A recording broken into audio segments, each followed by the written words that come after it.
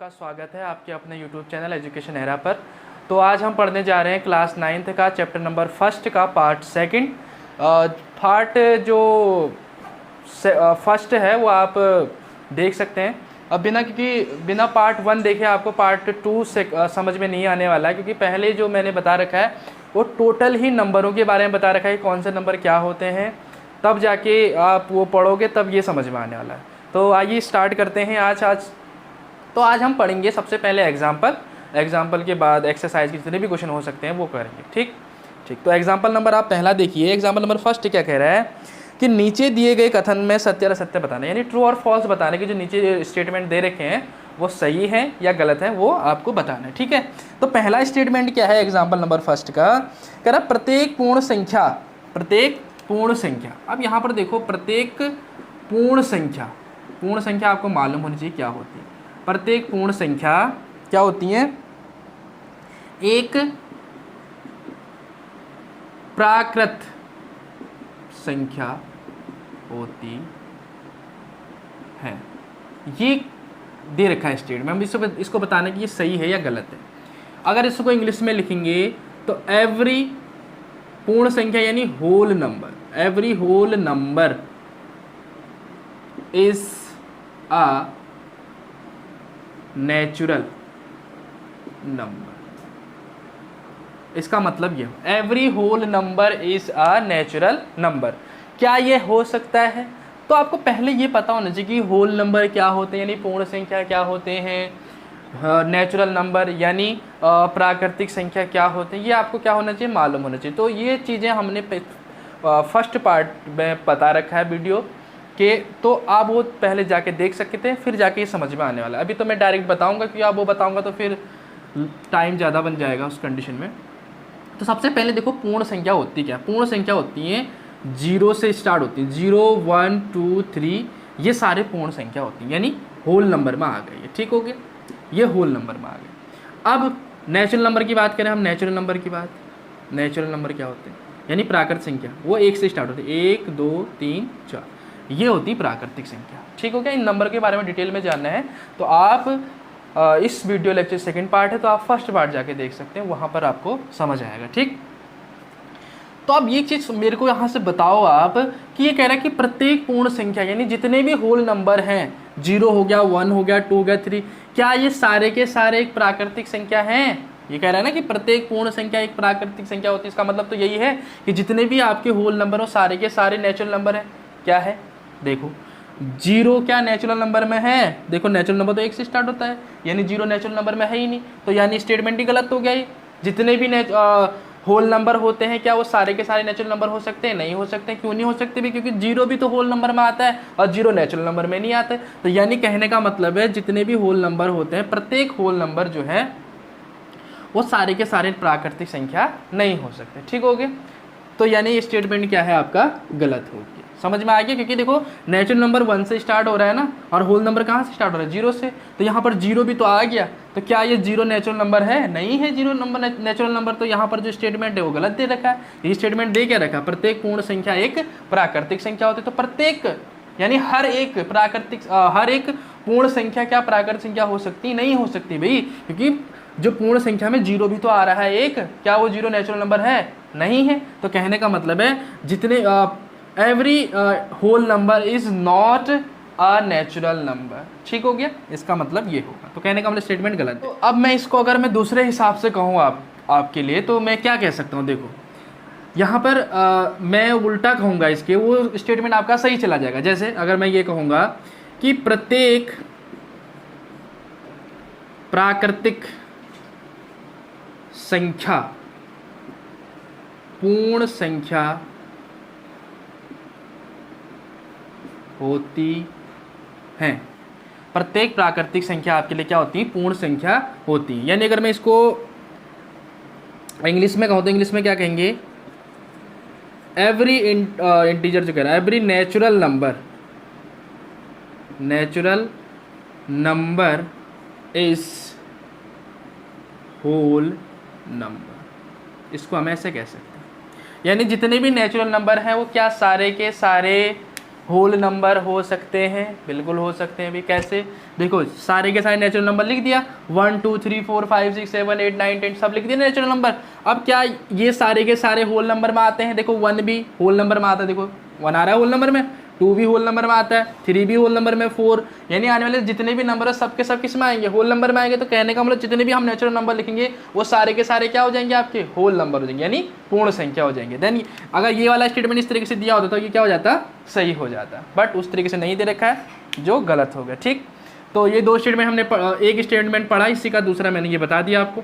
अब जो second statement दे रखा है उसके बारे में चर्चा करते हैं। ठीक, सेकंड वाला क्या दे रखा है? देखो सेकंड वाला देखते हैं हम। सेकंड वाला आपके लिए दे रखा है कि प्रत्येक पूर्णांक एक परिमेय संख्या होती है। प्रत्येक पूर्णांक की बात करते हैं। ठीक, प्रत्येक पूर्णांक एक परिमेय संख्या होती है। यानी अगर मैं इसको हिंदी में इंग्लिश में कहूँ तो क्या कहेंगे? एवरी इंटीजर, पूर्णांक को इंटीजर कहते हैं। ठीक है, एवरी इंटीजर्स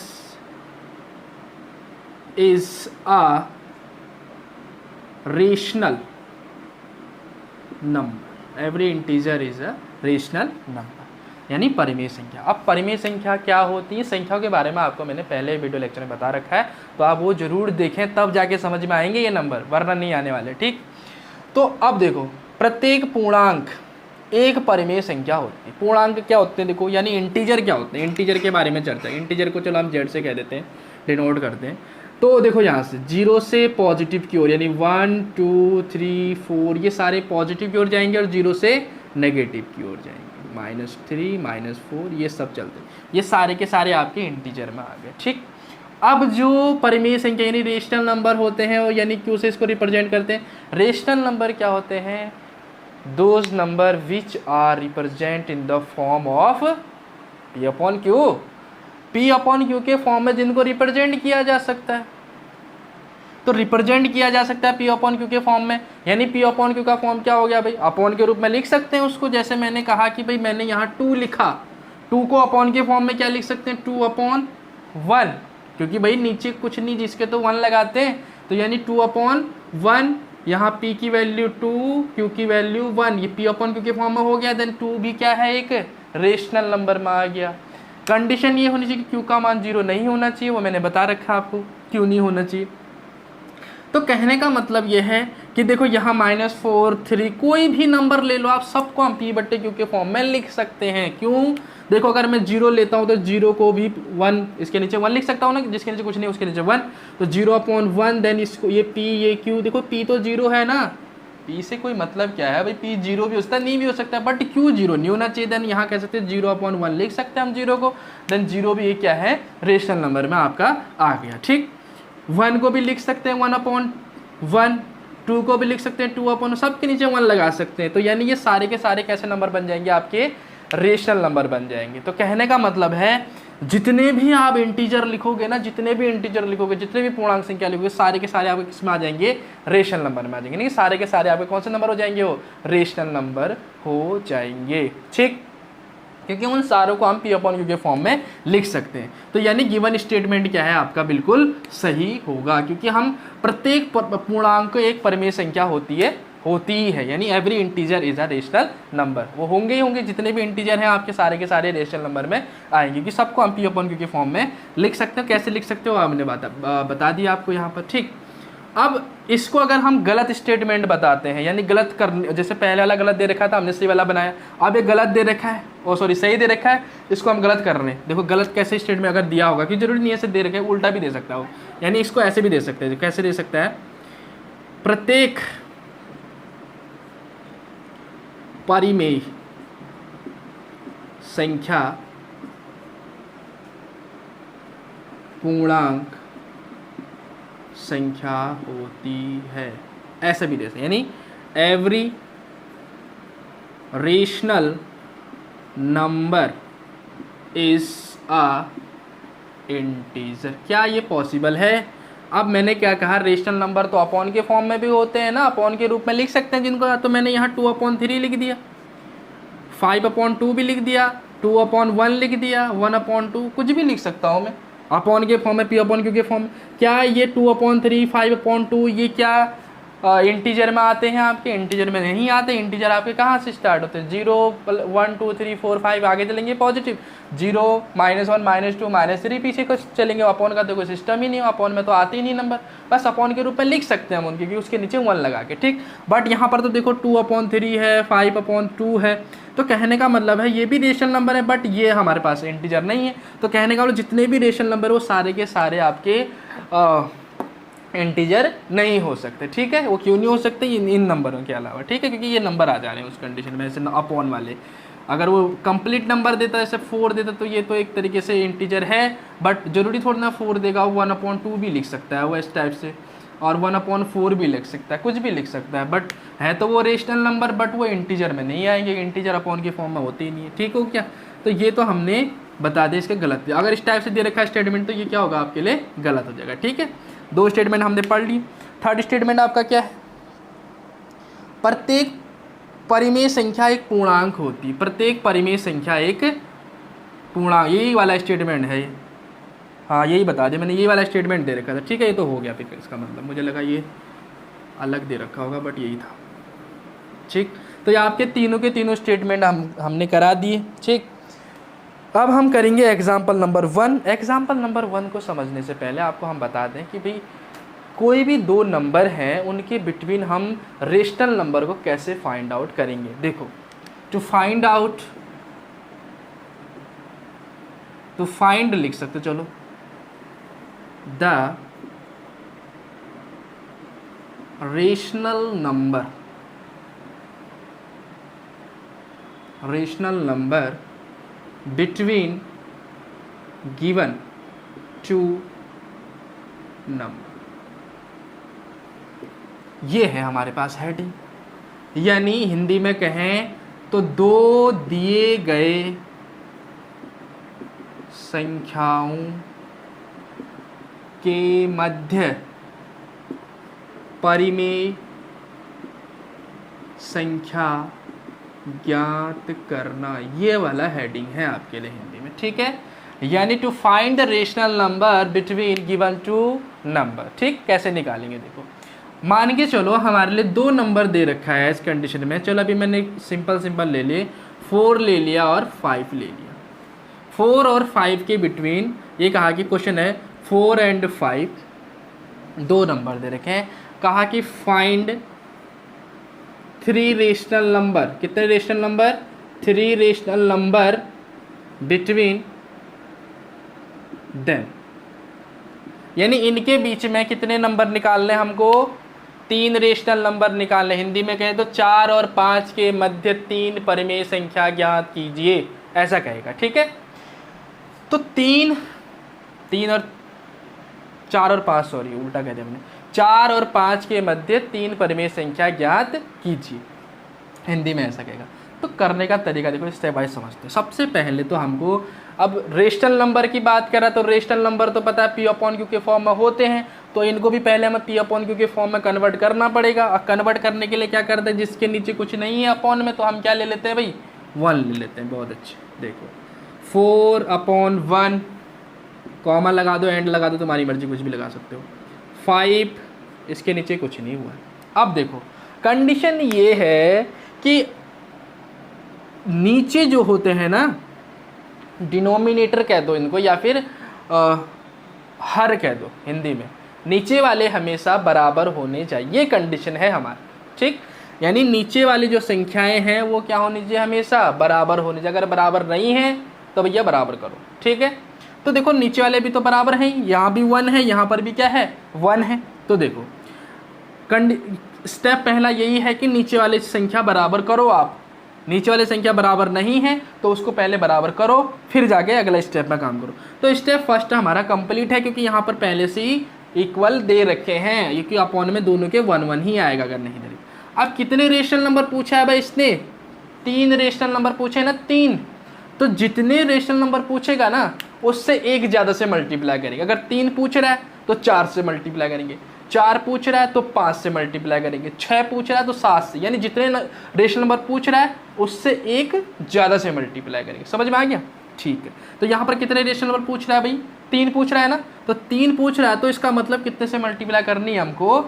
4 से मल्टीप्लाई करनी। देखो सब में 4 से मल्टीप्लाई करेंगे, अगर इसमें करेंगे, इस वाले में करेंगे, अगर इसमें नहीं करेंगे तो ये दोनों नाराज हो सकते हैं। इसका मतलब सबको 4 से मल्टीप्लाई करना पड़ेगा, ये एक रूल है। अब रूल क्यों है? देखो, क्योंकि जो मैथमेटिकल टर्म हमको सॉल्व करने के लिए दे रखे हैं उनमें कोई भी फर्क नहीं पड़ना चाहिए, जैसे हैं वैसे ही रहने चाहिए ना। अगर देखो यहाँ 4 से मल्टीप्लाई करो, यहाँ 4 से नहीं कर रहे हो तो कहने का 16/1 हो गया ये, तो 16/1 तो 4/1 के बराबर होगा क्या? नहीं हो सकता है ना। अगर 4/1 को आप चेंज कर रहे हो तो यहाँ पर अगर 4 से मल्टीप्लाई यहाँ भी 4 से करना पड़ेगा ना, ताकि ये 16 हो जाए, नीचे 4 हो जाए। अगर इसको कैंसिल भी करो, 4 चौक 16, तो फिर से वही संख्या आनी चाहिए, इसीलिए उसमें कोई फ़र्क नहीं पड़ा। तो कहने का मतलब है मैथमेटिकल जो गिवन टर्म है हमको उसमें कोई प्रभाव ना पड़े, इसके लिए हमको जो प्रोसेस ऊपर कर रही है वो भी नीचे करनी पड़ेगी। ठीक है, से कैंसिल हो जाते हैं, इसलिए जाके फ़र्क नहीं पड़ता है। अब देखो यहाँ पर अब बात करते हैं, डायरेक्ट पॉइंट में आते हैं कि 3 रेशनल नंबर की बात कर रहे हैं तो 4 से मल्टीप्लाई करेंगे, मतलब जितने रेशनल नंबर पूछेगा ना उससे एक ज़्यादा से मल्टीप्लाई करेंगे। ठीक है, तो काफ़ी बार मैंने बोल दिया है, आपको समझ में आ गया होगा। अब यहाँ कितने रेशनल नंबर पूछा है? 3, तो 4 से मल्टीप्लाई करेंगे सब में, 4 से मल्टीप्लाई सब में 4 से, कॉमा लगाएंगे।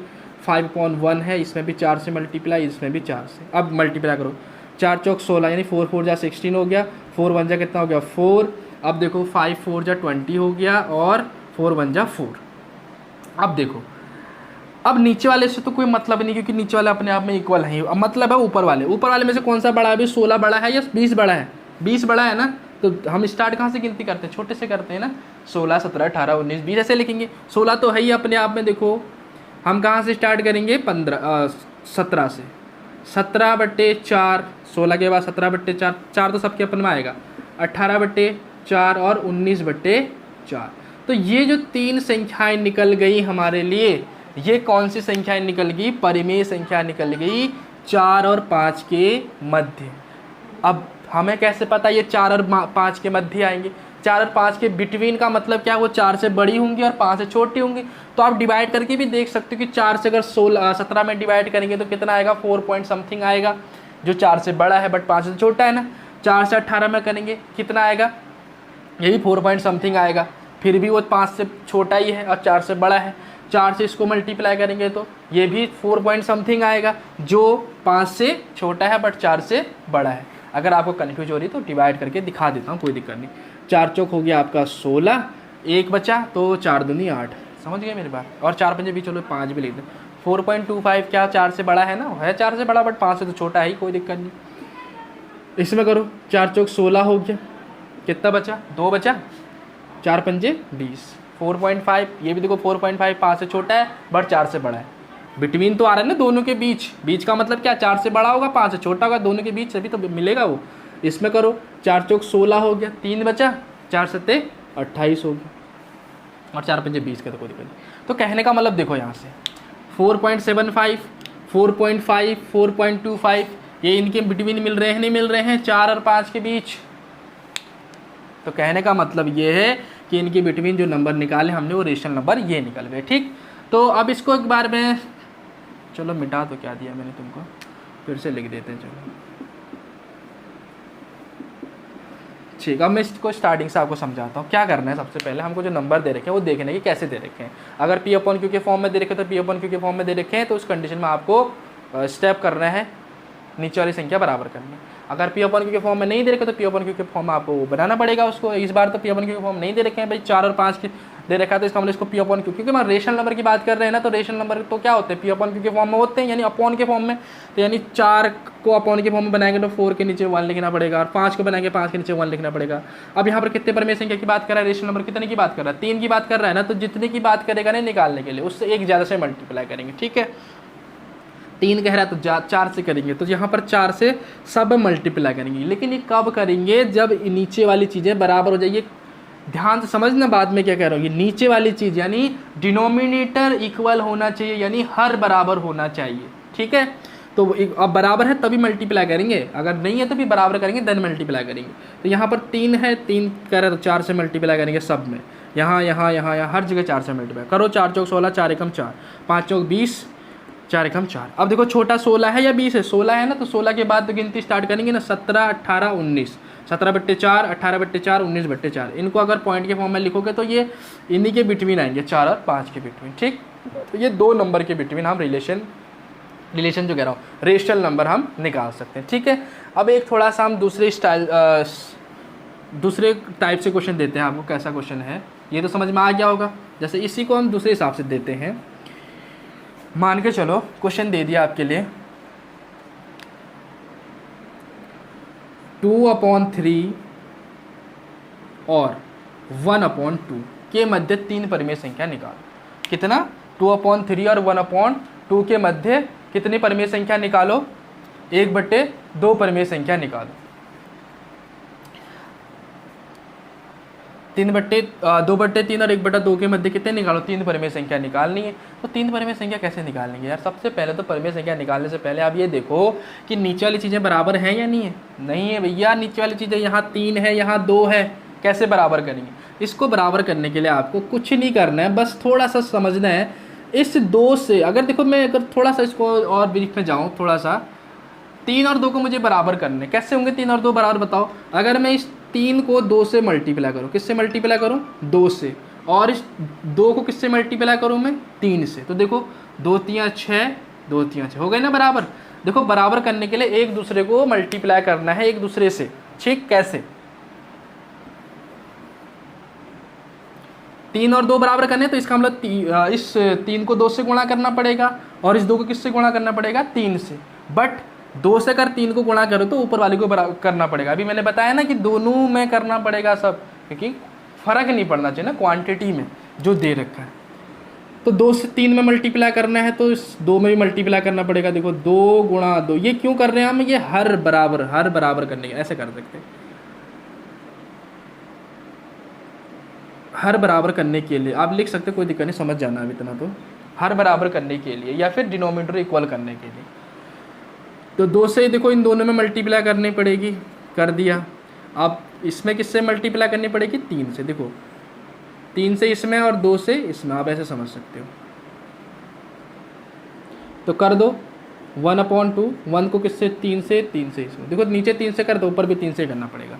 तो गुणा कर दो, 2 दूनी 4, 3 दूनी 6, 3 एकम 3, 2 3 6। देखो नीचे वाले बराबर हो गए ना। Step 1 complete. मैंने पहले ही कहा था तुमको कि सबसे पहले आपको नीचे वाले यानी डिनोमिनेटर को इक्वल करना है इस टाइप से, फिर जाके जो आगे का स्टेप करेंगे सेकंड वाला कि रेशनल नंबर कितने फाइंड आउट करने के लिए बोल रहा है। कितने फाइंड आउट करने के लिए बोल रहा है? 3 कह रहा है ना।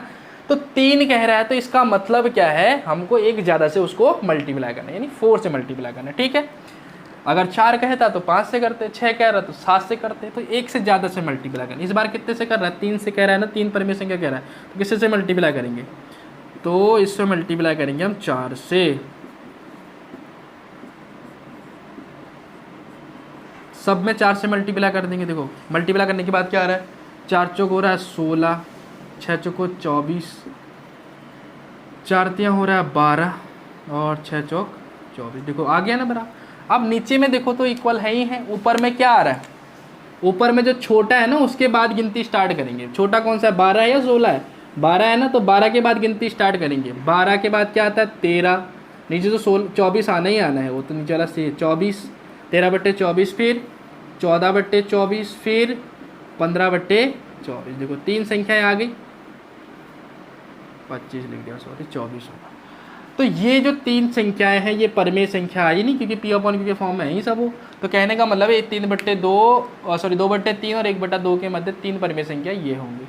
अब इनको डिवाइड करके भी देख सकते हो, वो जो नंबर आएंगे इन्हीं के बिटवीन आएंगे, यानी 2/3 से ज़्यादा आएगा, 1/2 से कम है।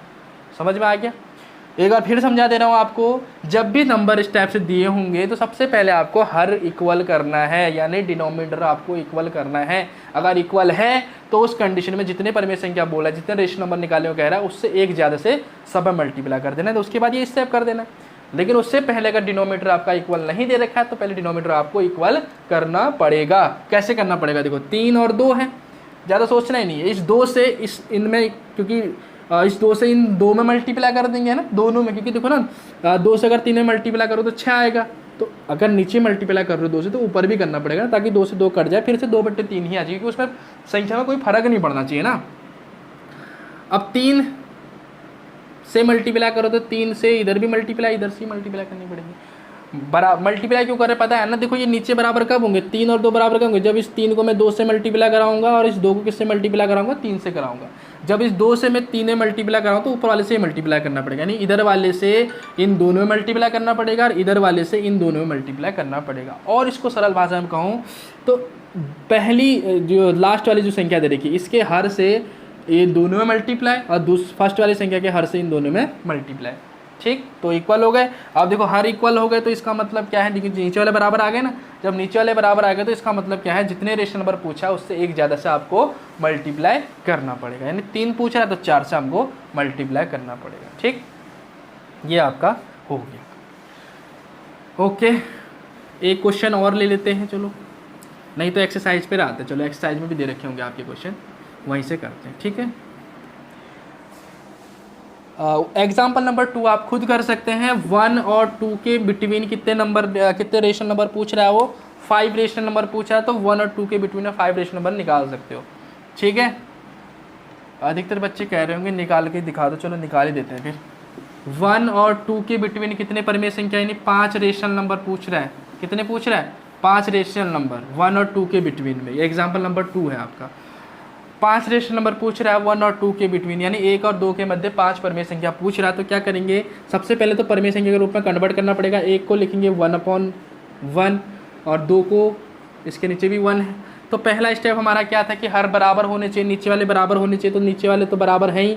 उसके बाद डायरेक्ट 5 परिमेय संख्या पूछ रहा है, तो किससे मल्टीप्लाई करेंगे, 6 से, तो 6 से कर दो, दोनों सब में मल्टीप्लाई, देखो हर कहीं मल्टीप्लाई होगा, 6 कम 6 6 कम 6 हो गया, और ये कितना आ जाएगा, 2 6 12 हो गया, और 6 कम 6, संख्या कौन सी छोटी है, 6 है ना, 6 के बाद लिखना स्टार्ट करेंगे, 7/6 8/6, देखो ऊपर वाले में कंपेरिजन करना है कि कौन छोटा कौन बड़ा है, देख 6 और 12 में कौन छोटा है, 6 है ना, तो 6 से ही लिखेंगे, 7 फिर 8 9 10 और 11, 1 2 3 4 5, देखो 5 संख्या होंगी, ये परिमेय संख्या किसके बिटवीन आई है, आपके 1 और 2 के मध्य आएंगे। और भी तरीके हैं निकालने के लिए, बट ये ज़्यादा बेस्ट तरीका है, इससे कोई भी सवाल हल हो सकता है आपका, ज़्यादा इसमें दिमाग ख़राब करने की ज़रूरत नहीं, तो इसमें समझ में आ गया होगा आपको क्या है, ठीक है।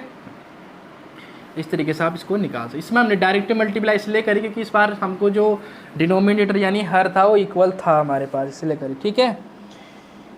और बाकी आपके लिए देखो इसमें जो एग्जाम्पल में आपके आंसर दे रखे हैं ना, वो यहाँ मैच नहीं कर रहे होंगे, क्योंकि देखो रेशनल नंबर कुछ भी हो सकते हैं, बिटवीन तो कितने भी नंबर आ सकते हैं आपके, तो हमने कहा कि ये वाले नंबर भी इसके बिटवीन, तो वो भी हो सकता है, ऐसा कोई दिक्कत नहीं है कि जो आंसर हमारे किताब में दे रखा है एग्जाम्पल में वही उसका एक्यूरेट आंसर होगा, ऐसा पॉसिबल नहीं हो सकता, ठीक है। क्योंकि रेशनल नंबर एक से बताओ 1 और 2 के बिटवीन किसी ने लिख दिया 1 पॉइंट जो कह रहा हूँ वहाँ, चलो 1.5 लिखा, ठीक है, किसने 1.5 लिखा, एक नंबर किसने लिख दिया 1.25, तो 1.5 और 1.25 क्या गलत है, क्या नहीं गलत है ना भाई, 1.5 जिसने लिखा उसका आंसर भी सही है, 1.25 लिखा उसका आंसर भी सही है। उसने कहा कि 1 और 2 के बिटवीन रेशनल नंबर बताओ ना, तो एक तो 1.5 लिख दिया किसी ने, एक ने 1.25 लिख दिया, तो ये भी 1.5 भी ठीक है, वो उसके बिटवीन ही मिल रहा है तुमको, और 1.25 भी इसके बिटवीन मिल रहा है, तो ये भी सही है। तो कहने का मतलब है बिटवीन जो नंबर आ रहे हैं वो कुछ भी हो सकते हैं, लेकिन वो मिलने इनके बीच ही चाहिए, हाँ ऐसा बाहर नहीं जाना चाहिए। तो बस यहाँ पर ज़रूरी नहीं आपकी किताब से आंसर मैच करे, आप अपने हिसाब से कर सकते हो, बस वो नंबर आपके बिटवीन मिलने चाहिए, ठीक। हाँ, और इसका सेकेंड हल में वैसे दे भी रखा उसी टाइप का जैसे मैंने बताया आपको। अब आते हैं एक्सरसाइज 1.1 में, ठीक है, जो क्या है एक्सरसाइज आपके लिए है 1.1। 1.1 का जो पहला क्वेश्चन है क्या कह रहा है, is zero is a rational number, क्या शून्य एक परिमेय संख्या है, बताओ भाई है या नहीं।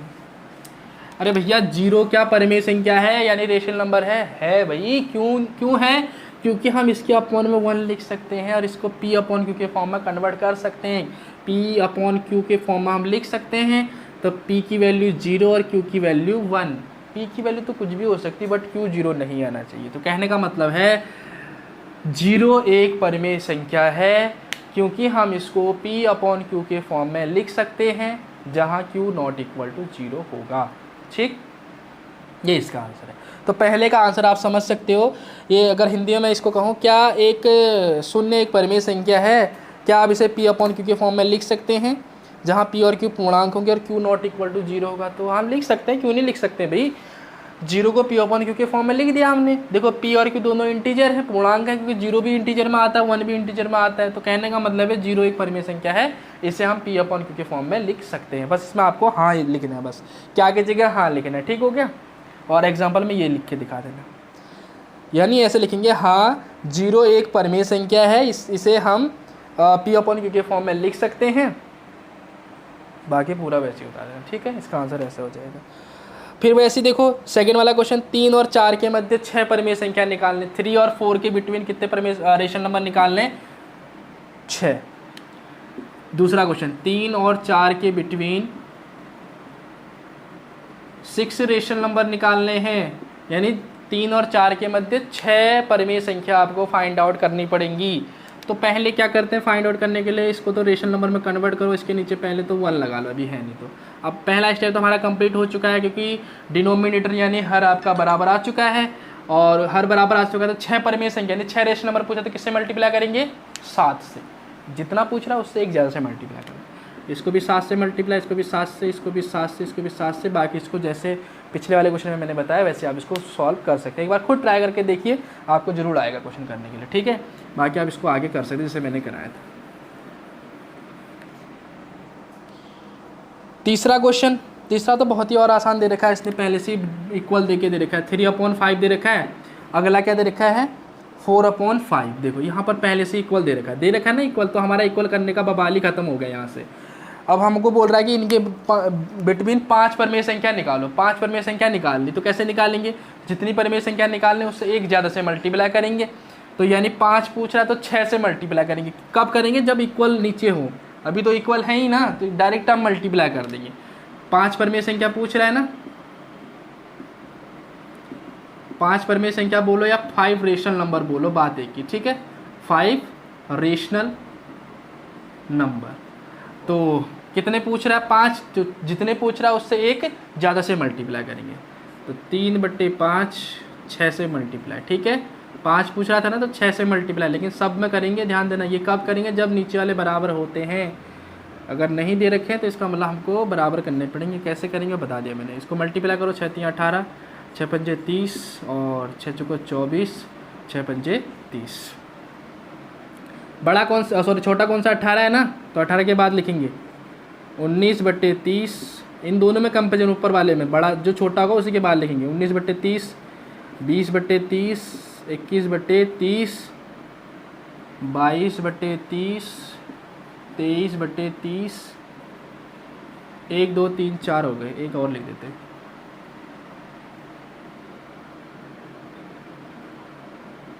एक 2 3 4 5 हो तो गए, ठीक है। तो यानी 19/30, 20/30, 21/30, 22/30 और 23/30, ये 5 परिमेय संख्या किसके बिटवीन आएंगी, इन दोनों नंबर के बिटवीन आएंगे, ठीक। और लास्ट जो क्वेश्चन है उसमें आपको देखो सत्य सत्य बताना है। ये बिल्कुल एग्जाम्पल 1 की तरह है, आप इसको समझ सकते हैं, ठीक है। चलो बता देते हैं, एक बता देते हैं, 2 आप खुद ही करोगे। पहला बोल रहा है कि प्रत्येक प्राकृतिक संख्या एक पूर्ण संख्या होती है। एग्जाम्पल में ये था शायद, मेरे हिसाब से कह रहा है कि प्रत्येक प्राकृतिक संख्या एक पूर्ण संख्या होती है। क्या हो सकती हैं, क्या, जितने भी नेचुरल नंबर हैं